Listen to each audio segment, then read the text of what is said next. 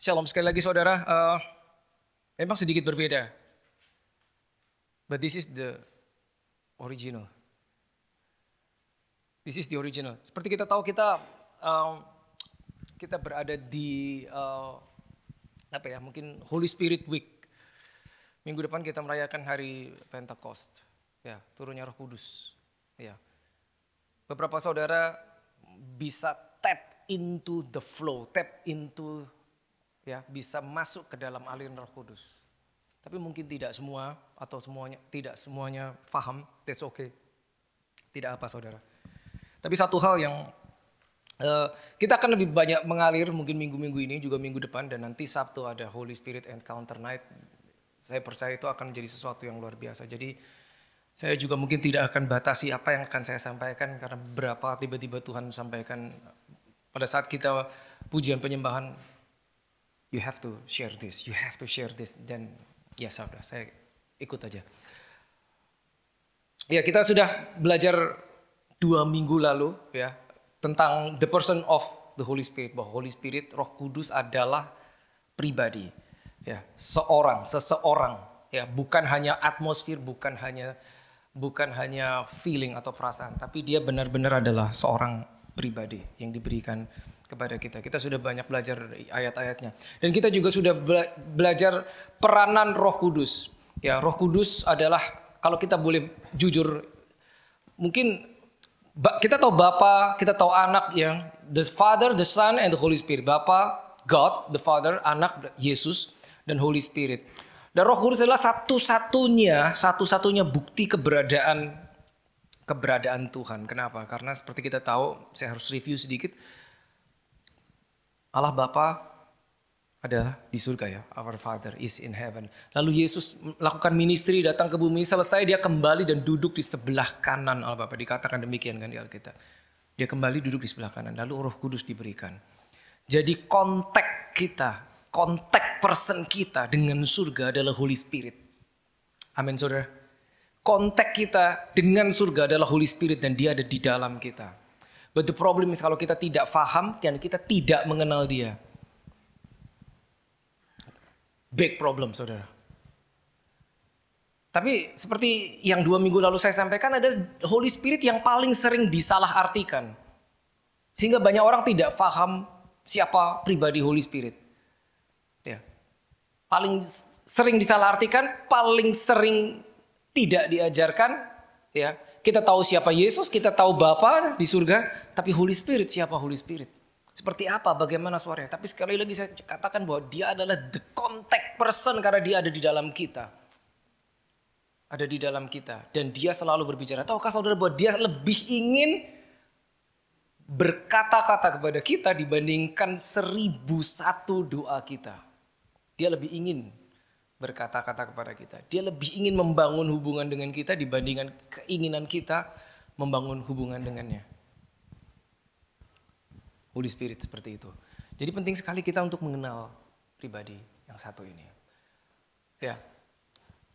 Sedikit review dari Yohanes 14, Yohanes 15, dan Yohanes 16 yang sudah kita pelajari 2 minggu lalu. Kita tahu peranan Roh Kudus. Dialah yang mengingatkan kita pada saat kita mau menyimpang. Dia akan mengingatkan kita melalui suaranya yang mungkin tidak keras, still small voice, ya, seperti angin sepoi, dikatakan demikian. Dia mengingatkan kita akan firman Tuhan. Dia yang bersaksi tentang Yesus. Jadi kalau saudara boleh ada duduk di sini dan saudara percaya dengan Yesus hari ini, menit ini, itu karena Holy Spirit. Kalau tidak bakal, tidak akan. Pada saat saudara mungkin punya kerabat yang belum kenal Tuhan, dan saudara menceritakan sesuatu dan dia bisa menerima dan dia bisa percaya, itu berarti Roh Kudus bekerja. Roh Kudus bekerja atasnya. Nah, itulah peranan Roh Kudus, ya. Dan dia akan memberitahukan kepada kita hal-hal yang akan datang. Things to come. Spirit of prophecy, prophetic. Ya. Dan masih banyak lagi tentunya peranan Roh Kudus, ya. Nah, kita akan lihat secara cepat the ministry of Holy Spirit. Ya, paling tidak ada 3 yang saya akan share hari ini. The ministry of the Holy Spirit. 3. At least 3. Ini saudara. Ya, nomor 1. Ya, ini memang saya tulis bahasa Inggris ya, karena rada susah menerjemahkan ke dalam bahasa Indonesia. Ya, Nah, dan di Alkitab bahasa Indonesia nggak ketemu, saudara. Ya, Holy Spirit with you, Holy Spirit in you. Dan nomor 3, Holy Spirit upon you. Pada saat Yesus menjanjikan Roh Kudus kepada murid-muridnya, dia cuma berbicara nomor 1 dan nomor 2. Kalau saudara buka di Alkitab saudara di Yohanes, ya, Yohanes pasal 14 ini amazing pada saat Yesus menceritakan tentang Roh Kudus. Cuma bilang begini, He dwells with you and will be in you. Cuma 2, with you and will be in you. Ya, ini udah kita bahas 2 minggu lalu ya, saya nggak harus go through the whole details. Tapi ini yang Yesus katakan, aku mau pergi tapi aku berikan Roh Kudus yang persis sama seperti aku dan dia akan bersama kamu dan dia akan diam di dalam kamu. Udah, itu aja. Tapi ternyata masih ada satu lagi dan ini nggak dibilang sama Yesus. Yesus baru cerita yang nomor 3. Pada saat dia sudah mati dan bangkit lagi. Saudara ingat ya, dia mati, bangkit lagi dan dia berjalan 40 hari di atas bumi. Sebelum dia naik ke surga dan mencurahkan Roh Kudusnya. Nah, pada saat dia sudah bangkit lagi, dia cerita satu lagi. Ternyata ada satu lagi, experience with Holy Spirit. Ini saya bilang, ini kita buka Alkitab kita bahasa Indonesia ini gak ketemu, saudara. Karena terjemahannya. Keterbatasan kosakata bahasa Indonesia yang tidak bisa menerjemahkan ini. Nah, sekarang kita lihat pertama. Holy Spirit with you. Holy Spirit with you. Holy Spirit in you. Kalau saudara lahir baru. Lahir baru. Sayangnya tidak semua orang ke gereja itu lahir baru. Tidak. Saudara harus ngerti ini apa. Born again itu apa. Kalau saudara ada yang belum tahu, nanti tanya sebelah kiri kanan. Mudah-mudahan yang sebelah saudara bisa menjelaskan. Ya. Makanya kita selalu ulang itu, lahir baru, lahir baru. That is initial moment, itu penting sekali saudara. Kalau saudara punya anak, anak saudara harus lahir baru. Apa pasti jaminan seperti itu? Tidak saudara. Lahir baru. Lahir kita pertama kali lahir ke dunia, habis itu dilahirkan lagi yang kedua oleh Roh Kudus. Ini dia, lahir baru. Momen kita lahir baru, Roh Kudus diberikan di dalam kita. Tapi sebelum itu Roh Kudus with us untuk membawa kita. Jadi kalau bisa saya jabarkan seperti ini saudara. Holy Spirit with you. Ini sorry saya harus menggunakan bahasa Inggris sedikit karena rada sulit di bahasa Indonesia. Holy Spirit with you adalah untuk membawa kita mengenal Yesus. Jadi kalau saudara mungkin banyak dari kita itu jadi orang Kristen dari kecil karena keluarga kita Kristen. Ya, papa mama orang Kristen sehingga kita dilahirkan ya udah ikut aja tanpa mengetahui. Ada yang begitu. Tapi ada yang dalam perjalanan kita suatu saat tiba-tiba kita bersinggungan dengan yang namanya Injil, kabar baik dan kita percaya. Sehingga umur sekian sudah dewasa baru kita menjadi Kristen. Nah, tadi saya udah bilang itu adalah pekerjaan Roh Kudus. Holy Spirit with you itu untuk menarik kita sehingga kita percaya kepada Yesus. Oke, you got it? Nah, begitu kita percaya, kita mengakui Yesus sebagai Tuhan dan Juru Selamat, dia mati, dikubur dan dibangkitkan, maka Holy Spirit-nya bukan lagi with you, tapi di dalam masuk, in you. So Holy Spirit with you untuk menarik kita percaya kepada Yesus, Holy Spirit in you untuk menyelamatkan kita. Tapi ada satu lagi, Holy Spirit upon you. Ini gimana bahasa Indonesia? Saya nggak ngerti, to be honest. Makanya di Alkitab bahasa Indonesia itu udah nggak tahu tahun berapa diterjemahkan. Ini nggak ketemu di dalam bahasa Indonesia. Holy Spirit upon you itu adalah infilling. Nanti kita belajar lebih jauh. Untuk apa? To use you. Holy Spirit with you to save you. To bring you. Holy Spirit in you to save you. Holy Spirit upon you to use you. Amin. Nggak sama. Tidak sama. Banyak orang berhenti di sini. Jadi orang Kristen berhenti di sini tanpa tahu nomor 3. Yes. Saudara boleh tanya random. Tahu nggak ini? Saudara akan terkejut karena lebih banyak yang nggak tahu. Holy Spirit comes upon you to use you, memberi kita kemampuan, memberi kita kekuatan. Begini saudara, kalau saudara buka di Alkitab bahasa Indonesia, pada saat hari Pentakost itu penuhlah mereka dengan Roh Kudus. Oke, mari kita baca ya. Nah, momen Pentakosta, jadi saudara tahu kan, Pentakosta adalah turunnya Roh Kudus. Roh Kudus diberikan pada saat itu kepada para rasul. 120 orang di kamar loteng atas. Cuman 120 orang. Padahal yang melihat Yesus bangkit, yang melihat Yesus berjalan setelah dia kebangkitannya ada sekitar 500-an orang. Tapi cuma 120 orang, berarti kurang lebih 25% saja yang menanti dan menerima Holy Spirit. Seperempat doang. Seperempatnya saja. It's in the Bible. Nah, momen itu saudara pernah baca nggak? Kalau kisah pasal Rasul 1 dan 2 pasal saja. Pernah baca go through nggak semuanya? Kalau belum saya sarankan nanti pulang baca lagi. It's amazing. Apa sih yang terjadi? Pada saat itu Roh Kudus diberikan, apa yang terjadi? Kita harus tahu saudara, kenapa? Sehingga kita tidak menganggap enteng bahwa saya punya Roh Kudus. Bedanya apa dengan nggak punya Roh Kudus? Nggak tahu.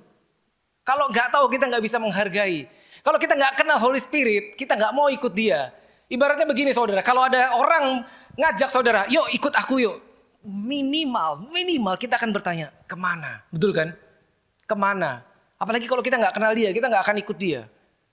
Bahkan Holy Spirit diberikan kepada kita. Kalau kita tidak mengenalnya, nanti pada saat dia mau bicara sesuatu, kita nggak tahu kalau itu dia yang bicara.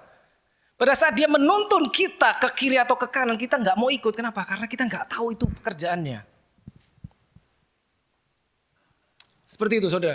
Mari secara cepat ya kita go through. Kisah Rasul 2. Ya, saya lompat-lompat ya, karena kalau ini sekitar 37 lebih ayat. Jadi terlalu lama. Tapi please read yourself. Saudara baca sendiri. Jangan cuma baca langsung, baca dan stop di beberapa titik dan renungkan. Apa sih yang terjadi pada saat Pentakosta? Minggu depan kita merayakan Pentakosta, pencurahan Roh Kudus. Apa yang terjadi? Kenapa perlu dicurahkan Roh Kudus? Begitu mereka menerima Roh Kudus, mereka berubah menjadi seperti apa? You have to know. Saudara harus tahu. Oke. Kisah Rasul 2 ini dari awal ya, dari ayat 1. Ketika tiba hari Pentakosta, semua orang percaya berkumpul di satu tempat yang disebut loteng ya, kamar loteng atas. Tiba-tiba turunlah dari langit suatu bunyi seperti tiupan angin keras yang memenuhi seluruh rumah di mana mereka duduk. Stop dulu, bayangkan. Saya rasa kalau saudara datang ke sini terus-menerus ya, secara kontinu, saudara mulai nangkap ya, patternnya bagaimana kalau kita belajar firman. Kita akan berhenti di sini, berhenti dan menggali detailnya. Oke, lihat. Tiba-tiba turunlah dari langit suatu bunyi seperti tiupan angin keras yang memenuhi seluruh rumah. Ada sound, ada bunyi. Oke, bunyinya lembut apa keras? Keras. Very loud. Ya, loud voice, loud sound.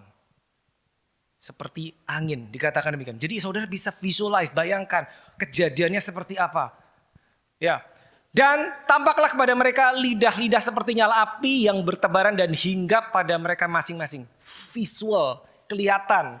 Jadi ibaratnya saudara duduk tiba-tiba di kiri kanan saudara dan di atas saudara ada lidah api, hinggap. Bayangkan. Follow me. Bayangkan. This is in the Bible. Itu yang terjadi. Tadi bunyi, suara, lalu sekarang visual, ada lidah api. Oke. 4. Maka apa? Penuh. Garis bawahi kata penuh. Penuhlah mereka dengan Roh Kudus. Wait sebentar. Ini orang 120 orang ini orang percaya, bukan non-believers. Mereka sudah percaya kepada Yesus sehingga mereka menantikan janji Tuhan. Mereka sudah percaya. Born again believers. Tapi dibilang di sini baru filled. Bahasa Inggrisnya kalau saudara buka di King James. Penuh.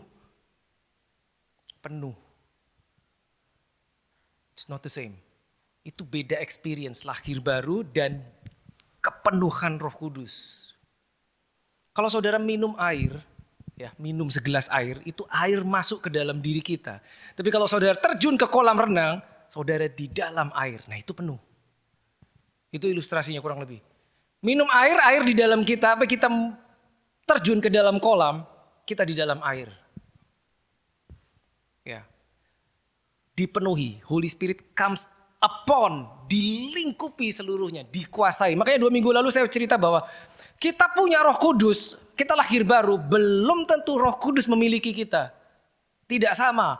Kita punya Roh Kudus, belum tentu kita berjalan dengan Holy Spirit. Belum tentu. Karena untuk berjalan dengan Holy Spirit kita harus surrender. Berserah kepada kehendak Tuhan. Kalau enggak kita jalan sendiri meskipun sudah percaya. Yes, sudah percaya, sudah lahir baru. Yes, bisa jalan sendiri, bisa. Bisa belok kemana aja semau kita, bisa. Tidak sama. Lanjut ya. Penuhlah mereka dengan Roh Kudus. Ingat, lahir baru sudah diberikan Roh Kudus. Tapi this moment mereka penuh dengan Roh Kudus. Another illustration. Saudara bisa punya, misalkan saudara ketemu salah satu kawan saudara. Dia punya 3 mobil. Tapi saudara lihat dia gak pernah bawa mobil, dia naik kereta terus. Terus saudara tanya, kenapa sih kamu gak pernah bawa mobil sendiri, selalu naik kendaraan umum? Dia bilang, kamu kan bukannya punya 3 mobil, 4 mobil bahkan. Lalu dia jawab begini, aku gak bisa nyetir. Mobilnya 4, aku gak bisa nyetir. Oleh karena itu dia menggunakan kendaraan umum. Apa yang kita miliki belum tentu kita menikmati manfaatnya 100%. Untuk orang itu bisa menikmati manfaatnya 4 mobil yang dia punya, dia harus belajar nyetir dulu. Baru dia bisa nyetir. Gitu. Saudara punya mobil di rumah, ya, nggak langsung jalan toh. Saudara harus masuk dan start the engine, nyala dulu mobil itu, baru mobil itu bisa jalan. At least saudara start mesinnya. Kalau enggak, saudara cuma masuk duduk, mobil itu tidak akan kemana-mana. Saudara lahir baru, percaya Tuhan Yesus sebagai Tuhan dan Juru Selamat, saudara diberi Holy Spirit. Watch this. Tidak otomatis saudara jalan sama Holy Spirit. Saudara, kita harus belajar surrender, berserah. Kalau dia mau ajak kemana, kita harus, oke Lord, aku ikut. Another illustration begini saudara. Seorang bayi baru lahir. At that moment, menit itu dia baru lahir ke dunia. Saudara yang punya anak, saudara ingat. Bayi itu punya 2 kaki, punya 2 tangan. Lengkap. Anggota tubuhnya lengkap. Tangan lengkap, kaki lengkap. Udah bisa jalan belum? Belum. Nggak otomatis bisa jalan. Udah ada kakinya? Udah ada tangannya? Udah. Ada mulutnya? Udah. Bisa ngomong nggak? Tidak. Dia harus melalui training sekian lama, latihan untuk menggunakan anggota tubuhnya sehingga dia bisa berjalan. Saudara lahir baru diberi Roh Kudus, otomatis bisa jalan sama Roh Kudus. No, you have to learn to surrender. Belajar berserah. Sehingga kita ikut kehendak Tuhan. Tidak otomatis, tidak saudara. Kita harus tahu. Lanjut ya. Lalu mereka mulai berkata-kata dalam bahasa lain. Seperti yang diberikan oleh Roh itu kepada mereka untuk mengatakannya. Ini bahasa Roh. Pray in tongue. Berbicara dalam bahasa yang lain. Berbicara dalam bahasa yang lain. Bahasa roh. It's in the Bible. Ada yang bingung. Kenapa begitu Roh Kudus turun, ya penuh, kenapa harus dikasih bahasa yang baru sama Tuhan? Pernah kepikir nggak?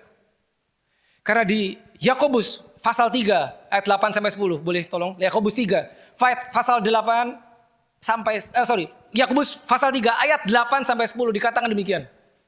Lihat, tetapi tidak seorang pun yang berkuasa menjinakkan lidah. Iya, lidah adalah sesuatu yang buas, yang tak terkuasai dan penuh racun yang mematikan. Very dangerous lidah kita. Lanjutnya, please. Dengan lidah kita memuji Tuhan, Bapa kita, dan dengan lidah kita mengutuk manusia yang diciptakan menurut rupa Allah. Satu lagi. Dari mulut lidah yang satu keluar berkat dan kutuk. Hal ini saudara-saudara tidak boleh demikian terjadi. Alkitab mengajarkan di kitab Yakobus bahwa lidah yang kita punya ini bahaya sekali. Bahkan dibilang tidak seorang pun berkuasa menjinakkan lidah. Makanya begitu Roh Kudus turun atasmu dikuasai. Yang nomor 1 harus di-secure is your tongue. Lidahmu di-secure, dikasih bahasa yang baru.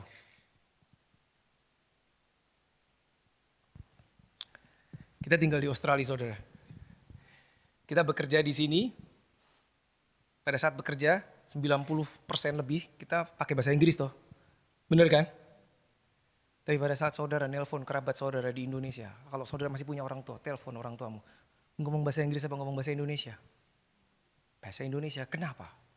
Karena itu bahasa aslimu. It's your mother tongue. Your native tongue. Alkitab berkata, engkau adalah warga negara surga, kerajaan surga. Engkau adalah warga negara surga. Kewargaanmu adalah surga. Sehingga pada saat engkau telepon surga, engkau harus pakai bahasa surga. Makanya dikasih bahasa roh. Gitu. Lalu gimana caranya? Kita akan belajar terus. Tapi paling nggak saudara tahu kenapa harus di-secure lidah. Karena ini bahaya sekali. Ini bahaya sekali. Ya, kembali ke slide yang tadi. Kembali yang slide yang tadi. Slide yang PowerPoint, please. Kita lanjut ya. Saya mau go through the detail. Ya. Ini dia yang tadi ya.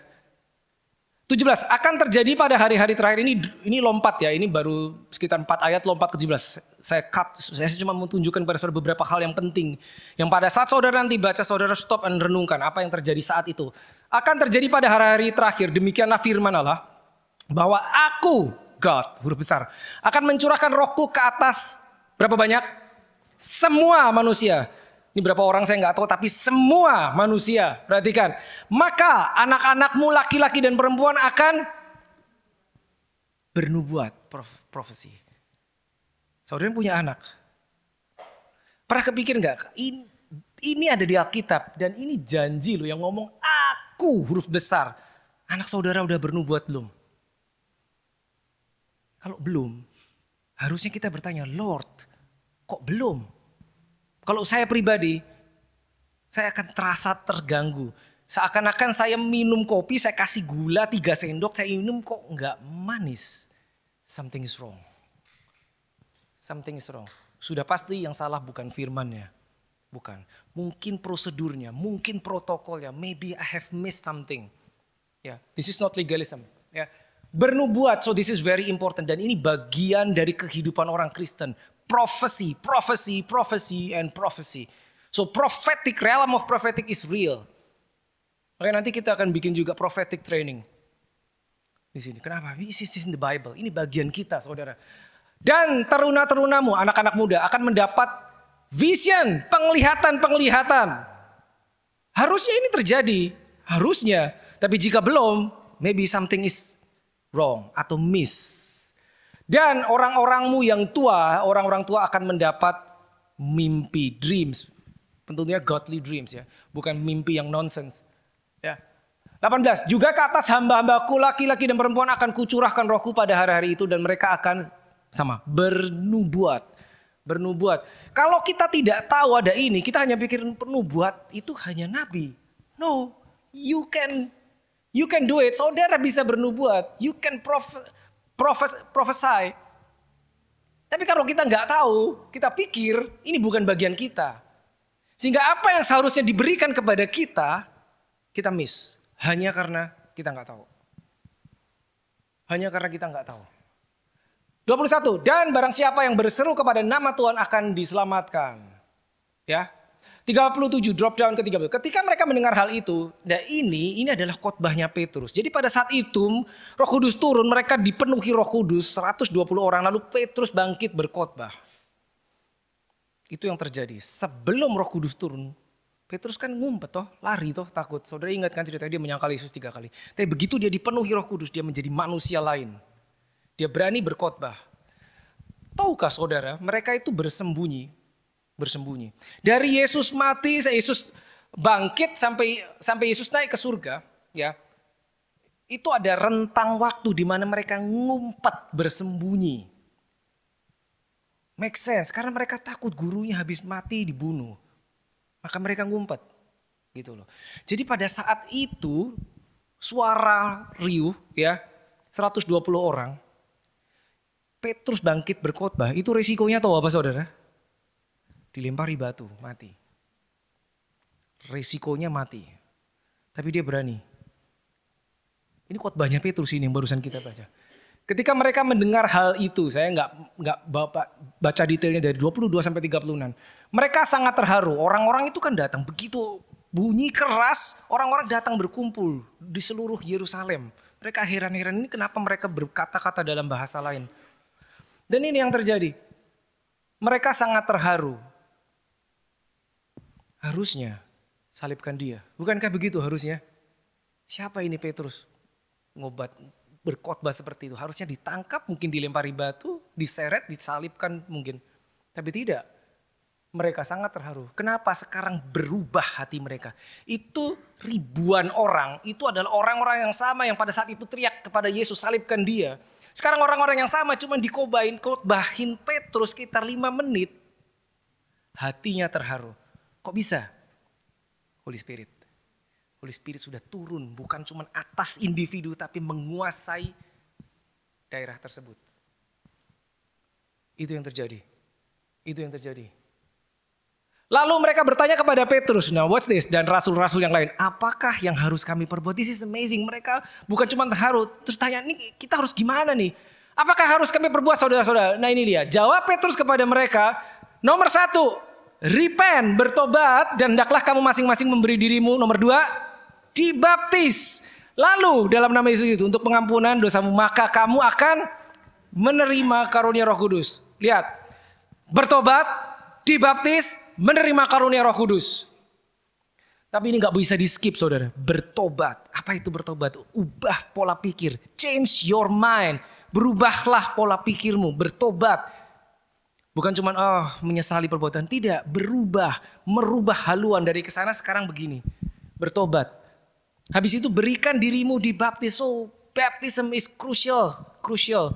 Baru habis itu maka kamu akan menerima karunia Roh Kudus. Maka kamu akan menerima karunia Roh Kudus. Itu Petrus bilang. Dan saudara tahu ceritanya, 3.000 orang bertobat. 3.000. Instantly, 3.000 orang.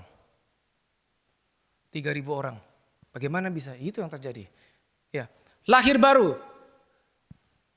Itu adalah momen kita memiliki Roh Kudus tinggal di dalam kita. Lalu baptisan Roh Kudus ini yang di Kisah Rasul 2 tadi yang barusan kita baca. Roh Kudus turun atas Rasul, itu baptisan Roh Kudus. Pentakost adalah kita dipenuhi Roh Kudus. Saya harap ini cukup jelas sekarang. Ya, 2 hal yang berbeda. Jadi jangan berhenti di lahir baru. Lahir baru itu baru lahir. Harus belajar A, harus belajar B, harus belajar C. Bayi baru lahir, dia belum bisa jalan. Harus belajar jalan, menggunakan tangan, menggunakan kaki, belajar ngomong, belajar bicara, menggunakan mulutnya. Meskipun anggota tubuhnya sudah ada, sudah lengkap. Kita lahir baru, kita diberikan Roh Kudus, tapi kita belajar berjalan dengan Roh Kudus. Belajar berjalan, submit to the Holy Spirit.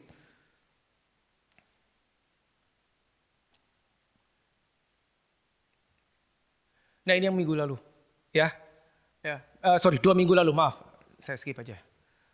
Caranya gimana? Sekarang langsung ke caranya gimana?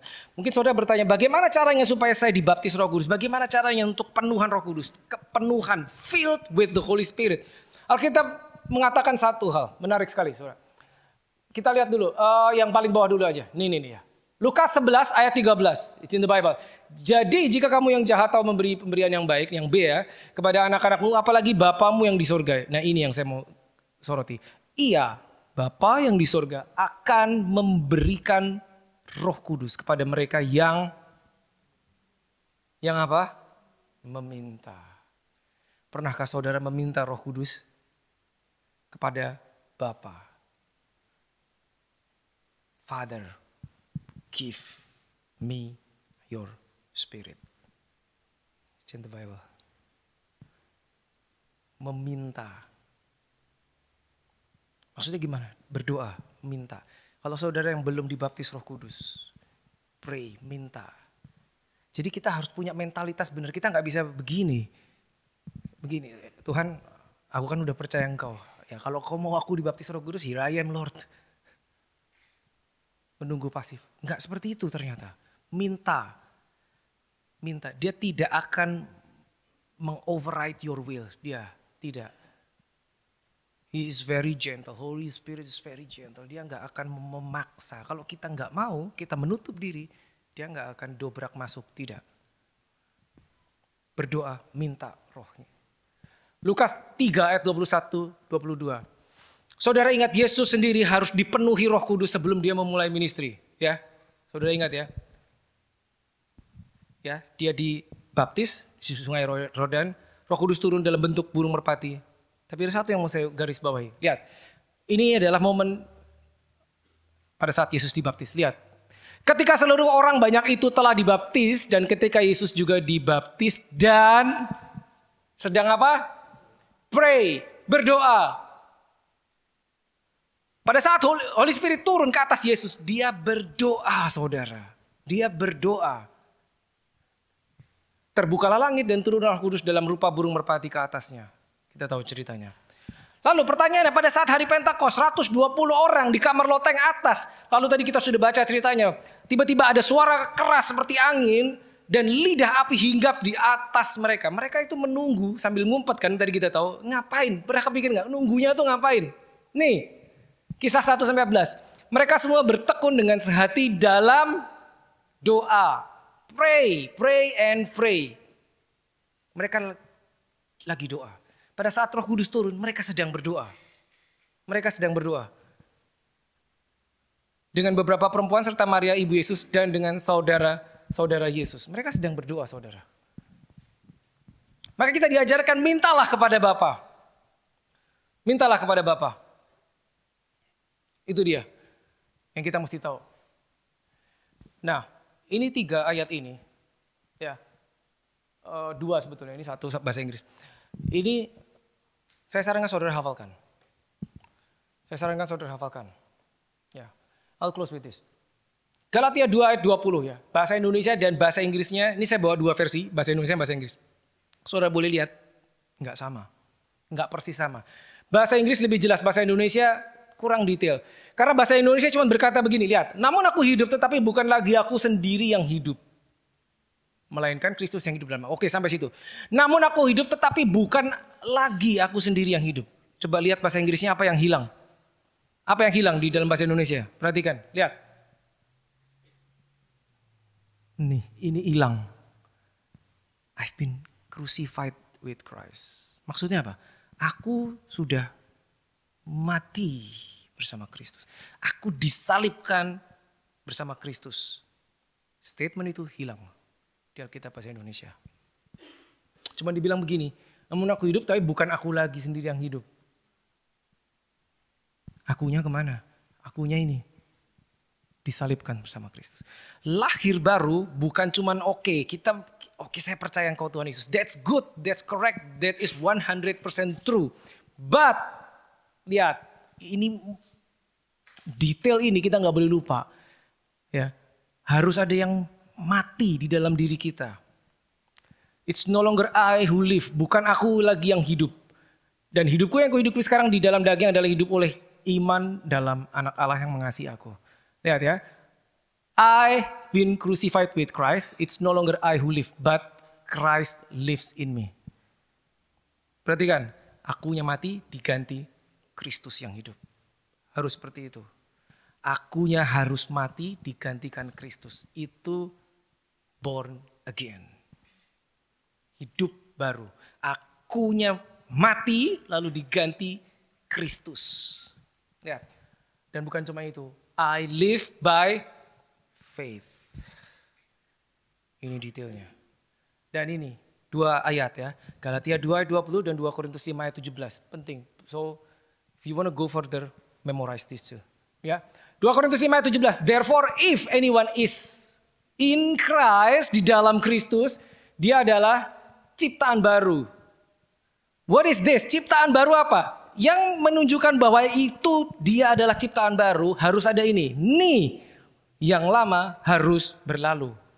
Jadi nggak bisa kita jadi ciptaan baru tapi kita yang lama masih kita keep, kita pegangin. Tidak bisa. Yang he is a new creation, all things have passed away. Nggak bisa kita hidup baru sama yang lama berdampingan, tidak bisa. Yang lama itu flesh, keinginan daging. Yang baru adalah keinginan roh, hidup di dalam roh. Nggak bisa jadi satu, saudara, tidak bisa. Dan itu untuk bisa memenuhi ini kita perlu Holy Spirit. Kita perlu Holy Spirit. Last verse, Kisah 1 ayat 8. Ya, bisa tolong multimedia? Kisah 1 ayat 8. Ini pada saat Yesus menjanjikan hari Pentakosta. Roh Kudus. Mari kita lihat. Kisah 1 ayat 8. Tetapi, kamu ini yang ngomong Yesus ya. Tetapi kamu akan menerima kuasa. Bukan kalau, ini sebetulnya pada saat when. Pada saat Roh Kudus turun ke atas kamu. Dan kamu akan menjadi saksiku di Yerusalem dan di seluruh Yudea dan Samaria dan sampai ke ujung bumi. Nah ini sangat penting. Please don't miss this. I have to make sure that you get this one. This is very important. Bayangkan saudara, Roh Kudus diberikan kepada kita. Nah pada saat kita lahir baru itu kita dapat banyak hal. Kasih karunia Tuhan kita terima. Penebusan kita terima. Kebaikan Tuhan kita terima. You name it. His grace, His favor, His mercy semua kita terima. Tapi yang tertulis pada saat engkau menerima Roh Kudus. Ini yang kau terima. Power. You will receive power. The problem is, banyak dari kita nggak tahu untuk apa Tuhan, aku nggak butuh power. Aku nggak butuh kuasa. Oh iya, banyak orang Kristen gak tahu. Jadi pada saat kita dikasih, kita bahkan ngelirik aja enggak. Karena kita gak tahu ini untuk apa Tuhan. Ini untuk apa benda ini Tuhan. Kenapa kau berikan? Kenapa ini diberikan kepadaku? Untuk apa? Kalau kita gak tahu, meskipun itu diberikan, kita tidak akan pernah menyentuhnya. Karena kita gak tahu. Jadi rintangan terbesar, halangan terbesar seorang untuk dipenuhi Roh Kudus adalah apa? Lack of knowledge, nggak ngerti. Nggak ngerti untuk apa? Holy Spirit. Kita sering berpikir jadi orang Kristen cukup kan? Pokoknya saya nggak berbuat jahat sama orang. That's it. Tidak saudara, itu belum selesai. Belum selesai. Roh Kudus diberikan ada maksudnya, ada maknanya. Saya boleh minta tolong Stanley? Engkau akan menerima kuasa. Kuasa. Terus dikasih tahu kuasanya itu untuk apa. Kamu akan menjadi saksiku di Yerusalem. This is another problem. Kenapa? Kalau kita tanya jujur sama diri kita. Maukah engkau jadi saksinya Yesus? Mari kita jujur. Kita akan banyak yang berkata, it's not me Lord. Itu bukan bagianku. Itu bagian dia aja. Bagian dia aja. Aku jadi penonton aja. Itu rintangan kedua, kita punya mentalitas penonton. Kita nggak mau terjun ke dalam arena. Maunya nonton doang. Karena penonton bebas resiko saudara. Penonton tidak akan kesandung-sandung, nggak akan jatuh. Dia cukup teriak-teriak dari pinggir lapangan. Memberi support. Itu penonton. Penonton nggak harus latihan. Tidak harus. Penonton nggak harus keringetan seperti pemain di tengah lapangan. Nggak harus. Nggak ada resiko, bebas resiko. Gak perlu latihan. Tapi pemain beda. Tahukah saudara, pernah bertanyakah? Tujuan Tuhan menyelamatkan hidupmu untuk apa? Untuk apa tujuannya? Supaya kita hidup enak. Bukan cuma itu saudara. Supaya kita sukses. Bukan cuma itu. Ada tujuannya. Kalau kita mundur 3 tahun ke belakang, 4 tahun ke belakang. Lebih dari 6 juta orang mati dalam kurung 1 tahun. 6 million people died. Saya percaya setiap kita punya kerabat yang mati. Karena virus. Now, kenapa engkau masih hidup? Apakah kita lebih baik dari mereka yang mati? Apa kita berdoa lebih banyak?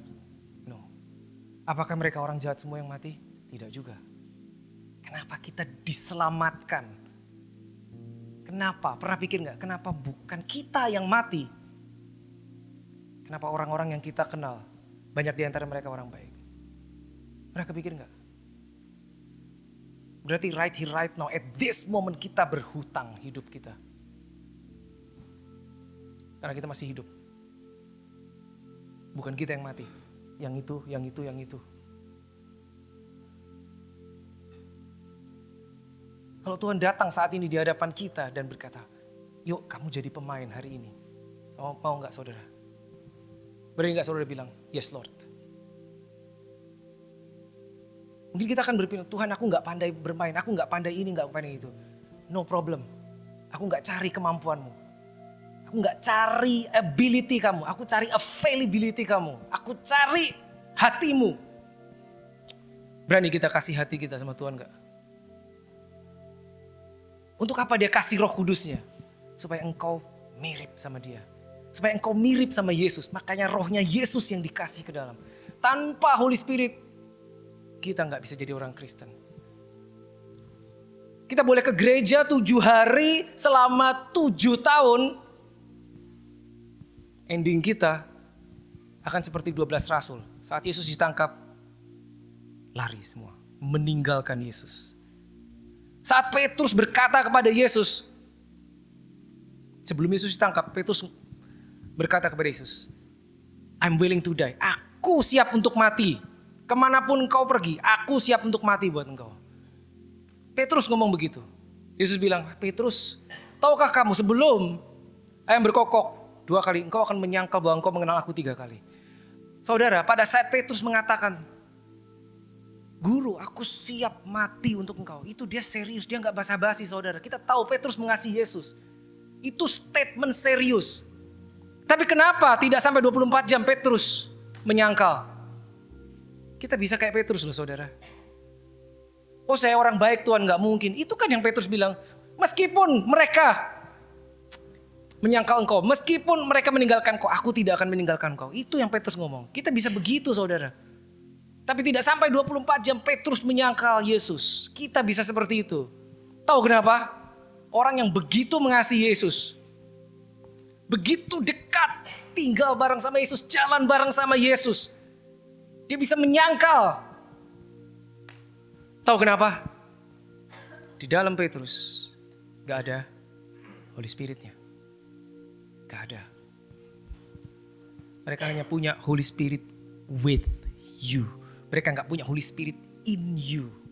Tapi pada saat Holy Spirit comes upon Petrus, melingkupi, dia gak peduli. Dia mau mati, mau dilempari, dia bangkit berdiri di depan 3.000 orang.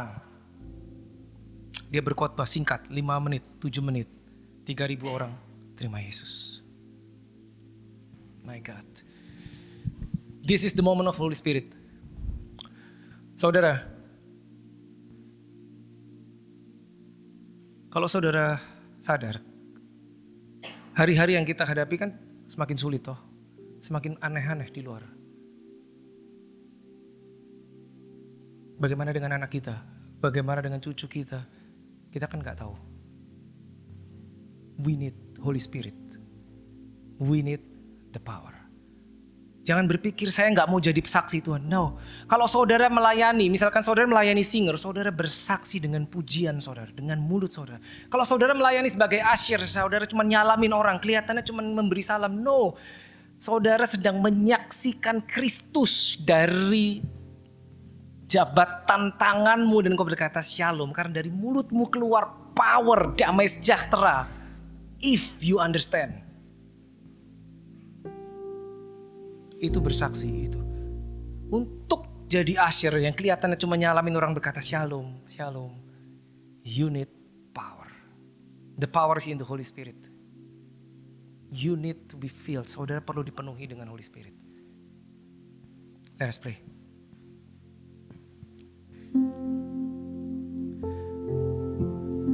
Come Holy Spirit, fall in this place. I need more and more of you. Fill me again with the power of your Spirit. Lord, I'm crying out for more. Sing it. Come Holy Spirit, fall in this place. I need you, Lord. I need more and more of you. Fill me again with the power of your Spirit. Lord, I'm crying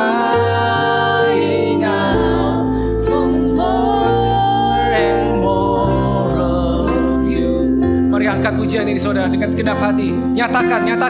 Mari saya undang jemaat kita bangkit dan katakan. Holy Spirit, fall in this place. Jangan keraskan hatimu saudara. He is here. Oh Ramashikalatas. Fill me again with the power of your spirit, Lord. Lord, I'm crying out. Come, Holy Spirit. Holy Spirit. Holy Spirit. Holy Spirit. Yes.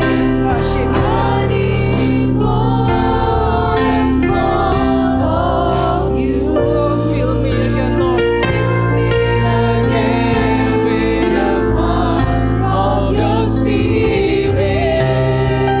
Lord, I'm crying out for more and more of you.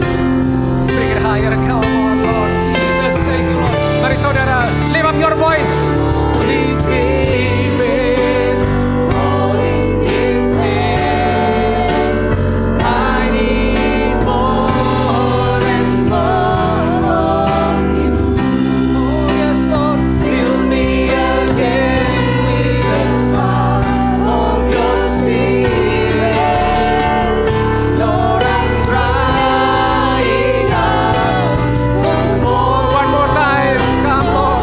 Holy Spirit, Holy Spirit, fall in this place, fall in this place. I need more and more of you. Fill me again with the power of your spirit. Lord, I'm crying out for more and more of you. Thank you, Lord. Ah, glory to God, glory to God.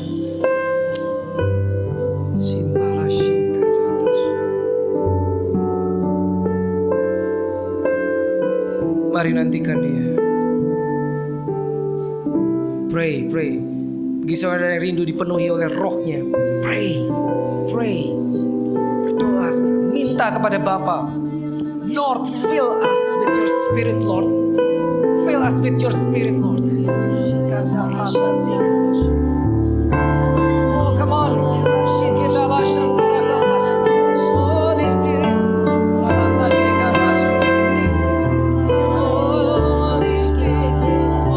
Spirit.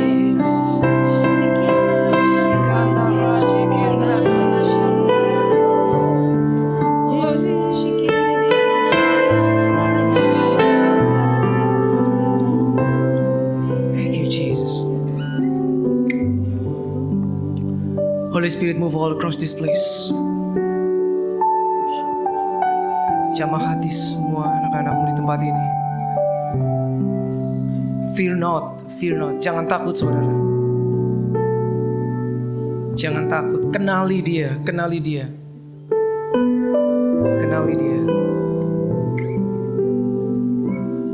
Tuntunan Roh Kudus akan 10 kali 100 kali lebih baik daripada hikmat manusia. Kemampuan, pengetahuan, pengalaman kita. Kenali dia. Sehingga saat dia berkata, come with me. Pada saat dia menarik tanganmu dengan lembut dan berkata, this is your time, this is your moment. Ini saatnya kau berada di tengah lapangan, bukan sebagai penonton. Maka dia akan memberi kekuatan buat engkau untuk berkata, yes Lord, yes. My God. Shakindaro syukum prakala.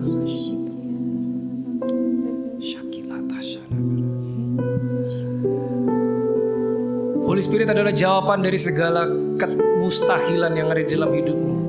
Jika engkau sedang mengalami kemustahilan, engkau sedang mengalami jalan buntu, Holy Spirit jawabannya. He is the answer. Bahkan Alkitab mengatakan He is the helper. He is the comforter, penolong, penghibur. Apapun yang sedang kau alami, Dia penghiburmu. Bukan cari di tempat yang lain, saudara. He's here. Tapi dia tidak akan masuk jika engkau tidak buka pintu. Open your heart. Right here, right now, at this moment. Mari kita buka hati kita. Biarkan dia masuk. Mengubahkan hati kita. Mengubahkan hatimu yang paling dalam. Seperti seorang Petrus yang takut, yang bersembunyi dan menyangkal Yesus, tiba-tiba menjadi seorang yang tidak takut mati. It is the Holy Spirit. Engkau yang sedang membutuhkan hikmat, engkau yang sedang membutuhkan pengetahuan, supernatural wisdom. It's Holy Spirit.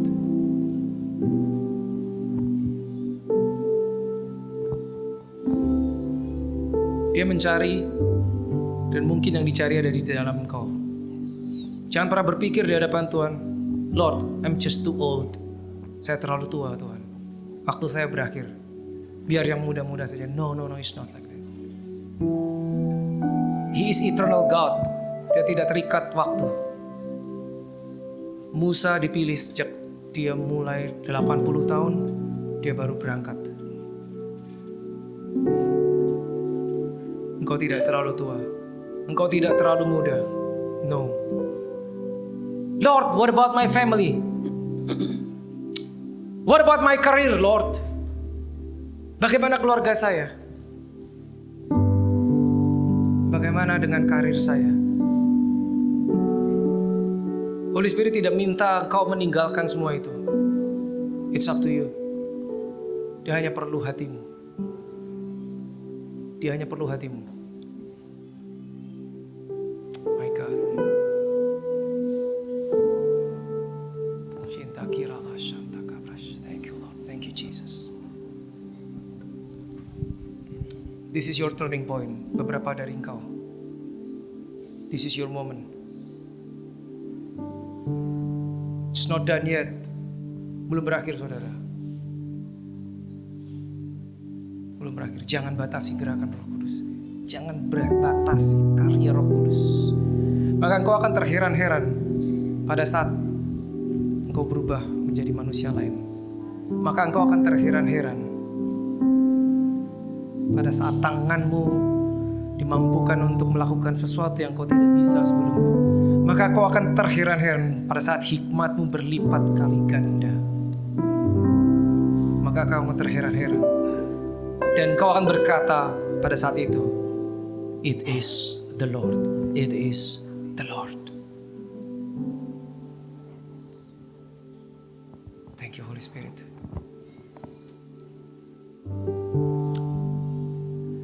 Bapa, kami mengucap syukur penyertaan-Mu sempurna atas setiap kami, anak-anak-Mu di tempat ini. Kami percaya Roh-Mu tinggal di tengah-tengah mereka. Terus bekerja, Roh Kudus, sebebas-bebasnya. You are welcome in this place. We decree and declare bahwa gereja ini milik-Mu, jemaat ini milik-Mu, kehidupan kami seluruhnya milik-Mu.